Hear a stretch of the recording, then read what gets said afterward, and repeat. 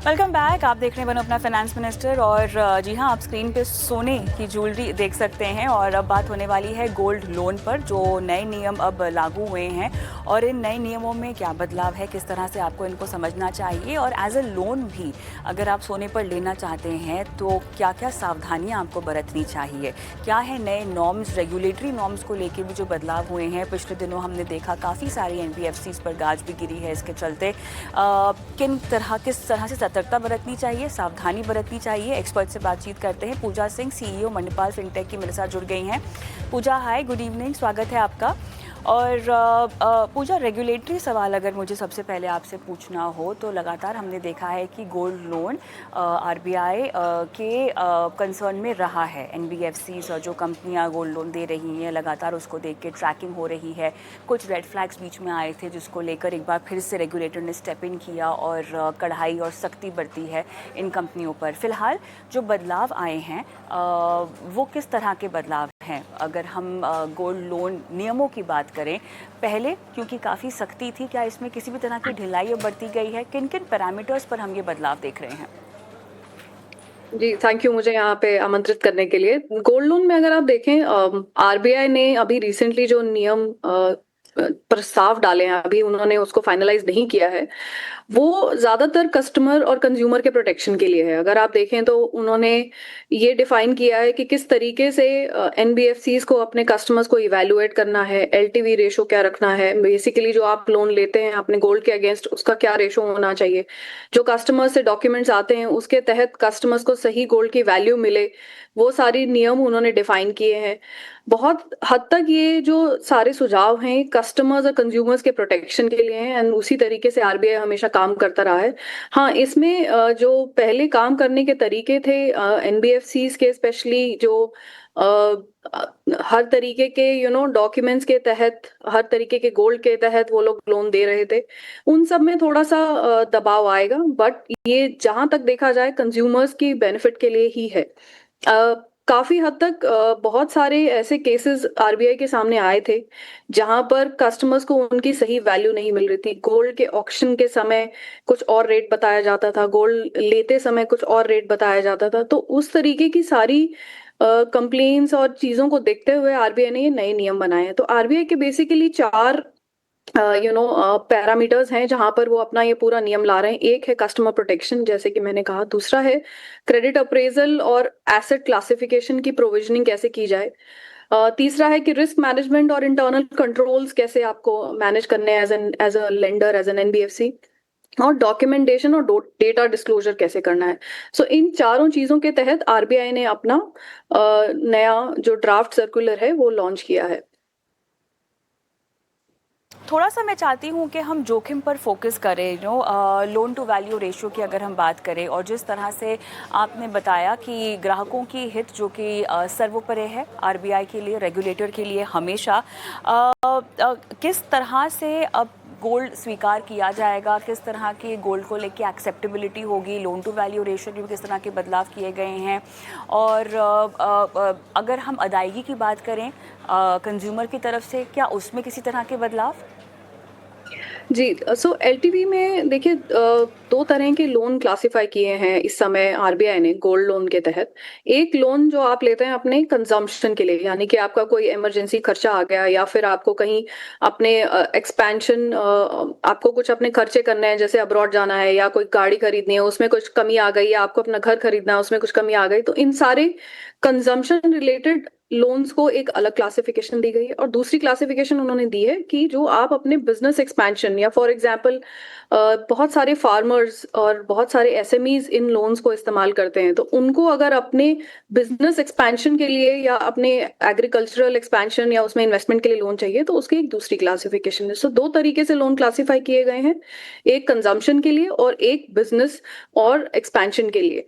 तो इन दोनों के तहत जो एलटीवीज हैं, अगर आप देखें तो नियम जो आए हैं बैंक्स के लिए, जो कंजम्पशन लेड लोन्स हैं या फिर जो एक्सपेंशन लेड लोन्स हैं, दोनों के तहत 75% एलटीवी एनबीएफसी के लिए आई है। हाउवर बैंक्स के लिए, अगर वो एक्सपेंशन लेड लोन्स हैं और उसमें कोई प्रूफ ग्राहक देते हैं तो वो वहां पर 75% एलटीवी का नॉर्म नहीं आया है।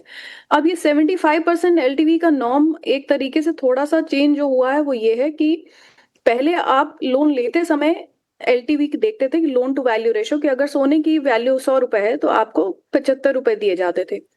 अब आरबीआई ने ये बोला है कि पूरे लोन के टेन्योर के दौरान ये रेशो 75% मेंटेन करनी है, यानी कि अगर ग्राहक को कोई इंटरेस्ट देना है तो वो भी इसका हिस्सा होगा। तो पहले अगर आपको 100 के बदले 75 रुपए मिलते थे बिगिनिंग में, अब वो लगभग आपको 60-65 डिपेंडिंग अपॉन आपका टेन्योर कितना है वो मिलेंगे, क्योंकि इंटरेस्ट का कंपोनेंट भी इसमें इंक्लूड होगा। तो यहाँ पर थोड़ा सा ग्राहकों को अपने लोन जो गोल्ड की वैल्यू है उसके अगेंस्ट लोन थोड़ा सा कम मिलेगा, स्पेशली एनबीएफसीज के तहत।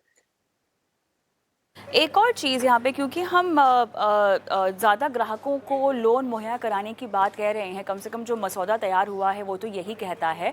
पहले किस तरह से वैल्यू, आपने बताया कि कैसे वैल्यू आकी जाती थी सोने की, लेकिन अब कम से कम राशि 2 लाख तक की राशि के लोगों को तक भी हम देख रहे हैं कि अब सोना मिल पाएगा, सोने पर लोन मिल पाएगा, गोल्ड पर लोन मिल पाएगा, इस बात का बहुत ध्यान रखा गया है। लेकिन वो कहाँ जाए? क्या ये बात हर तरह के एनबीएफसी पर लागू होगी? हम किस तरह के प्लेयर्स की बात कर रहे हैं?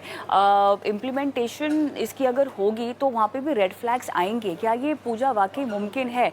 आरबीआई का नज़रिया बहुत अच्छा है और छोटे से छोटी राशि पर भी आपको लोन दिया जा सके, ये एक मकसद है, ये इरादा है, लेकिन क्या ये मुमकिन होगा? नहीं, देखिए थोड़ा इसमें स्ट्रेस अवश्य आएगा, क्योंकि जो छोटे ग्राहक होते हैं उनको लगता है कि, क्योंकि ज्यादातर ये लोन किस लिए लिए जाते हैं, जैसे मैंने कहा, या तो कोई अपना बिजनेस एक्सपेंशन और एग्रीकल्चरल एक्सपेंशन के लिए लेते हैं, और बहुत से लोग इसको अभी भी आज भी लास्ट माइल ऑप्शन समझते हैं कि अगर और कुछ नहीं हो पा रहा तो मैं अपना सोना गिरवी रख। उस केस में इमरजेंसी में जब कोई लोन लेना चाह रहा है तो उनको ये रहेगा कि मुझे अपने सोने के अगेंस्ट मैक्सिमम वैल्यू मिले।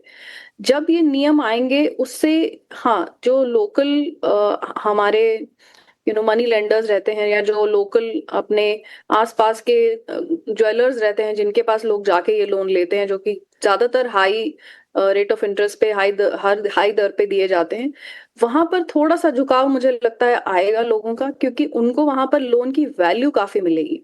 हाँ, ये बात अलग है कि आज भी इंटरेस्ट बहुत ज्यादा होते हैं वहां पर, बट इन नियमों के तहत थोड़ा सा ये झुकाव अनऑर्गेनाइज सेक्टर की तरफ बढ़ेगा, ये थोड़ा सा मेरा मानना है।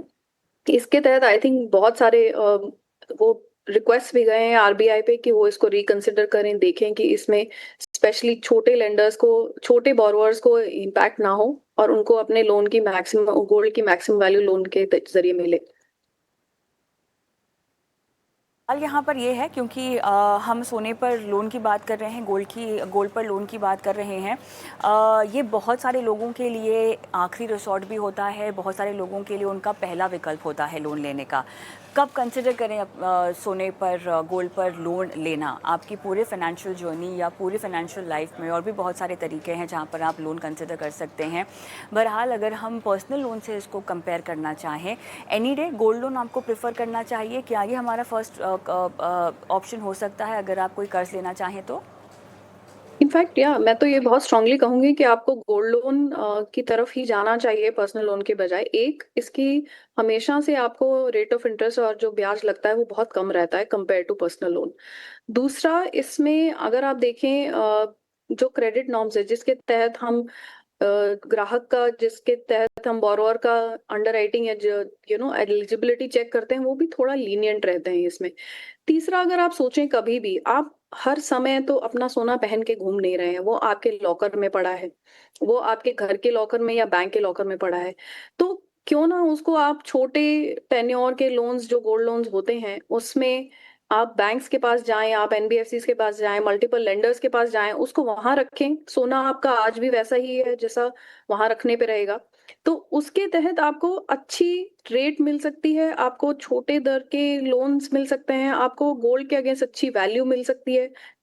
तो हर नजरिए से जो पहले की हमारी मानसिकता है या आज भी मानसिकता है कि घर का सोना या एक लेडी का सोना तो स्पेशली हम गिरवी रखना बहुत ही टैबू माना जाता था, तो वो नहीं होना चाहिए मेरे हिसाब से।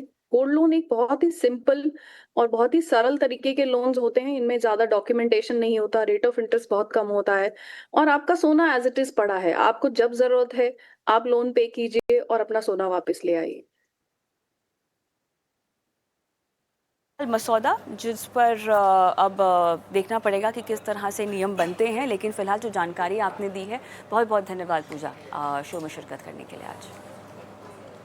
हम एक छोटा सा ब्रेक लेंगे और ब्रेक के उस पार वो तमाम लोग जो कि अपनी फ़र्स्ट जॉब के इंटरव्यू के लिए जाना चाहते हैं या स्टूडेंट्स जो कि जस्ट पास आउट हुए हैं और अपने करियर की शुरुआत करना चाहते हैं, इंटरव्यूज़ आपके लाइंड अप हैं, कैसे अपने आप को इंटरव्यू में आपको प्रेजेंट करना चाहिए और सबसे महत्वपूर्ण बात, जब बात सैलरी की हो तो नेगोशिएट कैसे करना चाहिए, ये एक आर्ट है। और साथ ही आप अपने आप को जब प्रेजेंट कर रही हो तो क्या करें क्या ना करें, क्या डूज़ एंड डोंट्स होने चाहिए, इस पर बातचीत करेंगे। हमारे साथ करियर गुरु जितिन चावला भी जुड़ेंगे, इनसे बातचीत करेंगे और आपके लिए सलाह लेंगे ब्रेक के बाद।